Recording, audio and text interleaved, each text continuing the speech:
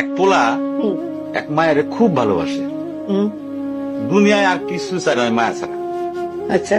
কিন্তু মায়া পোলাডারে পছন্দ করে না। ওহো। অনেক চেষ্টার পর মায়া সে পোলাডারে কইল যে ঠিক আছে, হ্যাঁ। আমি তোমারে ভালোবাসতে পারি, হ্যাঁ। আমার একটা জিনিস এনে দিতে হবে। কি রে?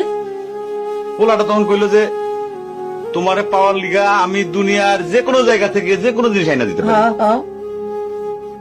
মায়েরা তখন কইল তুমি তোমার মায়ের কইলজাটা আমার আইনা কি শুনোই না। কি গল্প শোনালি দিদু? পোলা তখন দৌড়াইতে দৌড়াইতে তার মায়ের কাছে গেল। হ্যাঁ মারে যায় কইল, হ্যাঁ মা আমি একটা মায়ের ভালোবাসছি, আমি তার ছাড়া বাঁচুন। হ্যাঁ। কিন্তু ওই মায়া আমার একটা জিনিস নিয়ে যাইতে কইছে, সেটা হলো তোমার কলিজা। তুমি যদি তোমার কলিজাটা আমারে দাও, ওই মায়াটা কলিজাটা পাইলে আমার ভালোবাসবে। মা তখন কইল তুই আমার একমাত্র বুকের ধন, তোর সুখের জন্য আমি সবকিছু করতে পারবো। পরে মা বুকটা ফাইরা কলিজাটা বাইর করে পোলার হাতে দিল। আরে মা।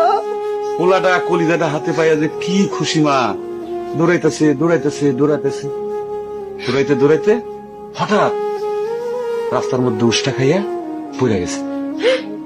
হাতের কলিজাটা হাতের থেকে ছুইটা রাস্তার মধ্যে পড়ছে।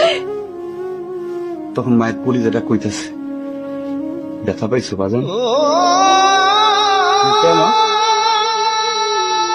কোন মায়া যদি এইরকম কয়, সেই মায়ের আমি, আমার মনে হয় জগতের সব মায়ে একরকম। আমি পারুম না মা, আমি তোমার ছাড়া আমি থাকতে পারুম না মা।